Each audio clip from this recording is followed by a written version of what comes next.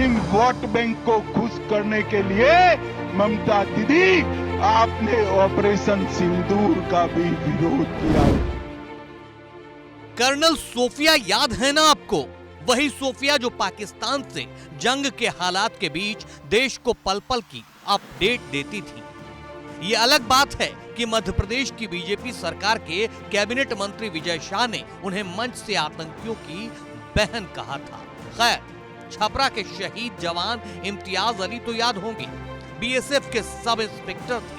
Operation सिंदूर के दौरान ही शहीद हुए थे।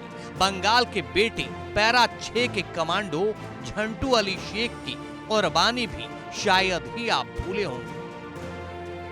चुन चुन कर मुस्लिमों के नाम इसलिए बता रहे हैं ताकि सनद रहे कि ऑपरेशन सिंदूर में सब साथ थे, समूचा देश एकजुट था। सियासी विरोधी भी सरकार के साथ खड़े थे, लेकिन पश्चिम बंगाल के सियासी मंच से देश के गृह मंत्री ने ममता बनर्जी को घेरते घेरते ऑपरेशन सिंदूर को लेकर मुसलमानों को कटघरे में खड़ा कर दिया। कह रहे हैं मुस्लिम वोट बैंक को खुश करने के लिए ममता बनर्जी ने ऑपरेशन सिंदूर का विरोध किया। सबसे बड़ी बात, मुस्लिम वोट बैंक को खुश करने के लिए ममता दीदी आपने ऑपरेशन सिंदूर का भी विरोध किया। यानी देश के गृह मंत्री अमित शाह साफ साफ ये कह रहे हैं कि देश के मुसलमान ऑपरेशन सिंदूर से खुश नहीं थे और उन्हें ही खुश करने के लिए ममता बनर्जी ने ऑपरेशन सिंदूर का विरोध किया। अमित शाह ने ममता बनर्जी पर हमला करते करते आगे अपनी मंशा भी जाहिर कर दी। मैं आज ममता दीदी को कहने आया हूं, आपने ऑपरेशन सिंदूर का विरोध नहीं किया। आपने इस देश की करोड़ों माताओं बहनों की भावनाओं के साथ खिलवाड़ किया है,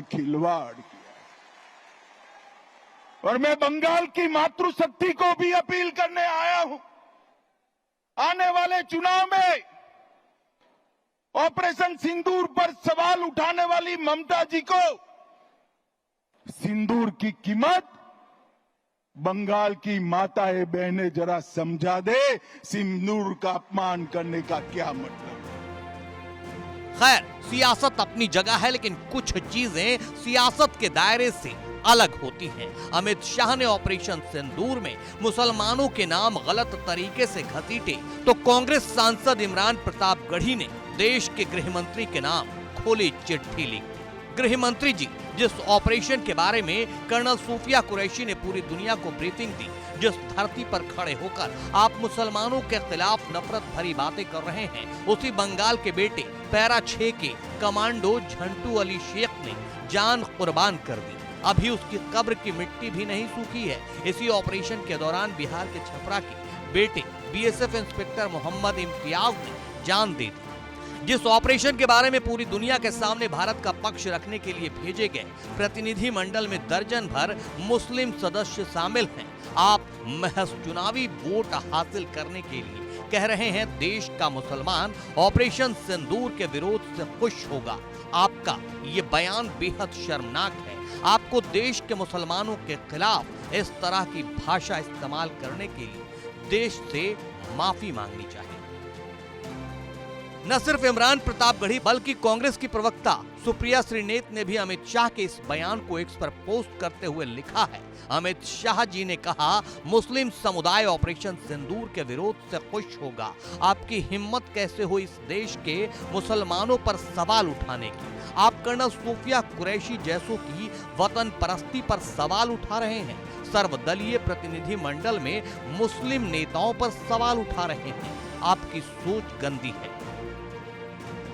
जाहिर है शाह के इस बयान पर सवाल तो उठेंगे, क्योंकि पश्चिम बंगाल न बांग्लादेश में है और न पाकिस्तान में, तो फिर ममता बनर्जी का मुस्लिम वोट बैंक कहां का हुआ?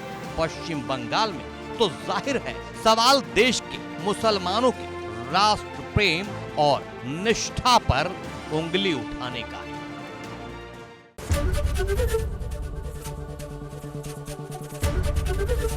एबीपी गंगा, खबर आपकी, जुबान आपकी।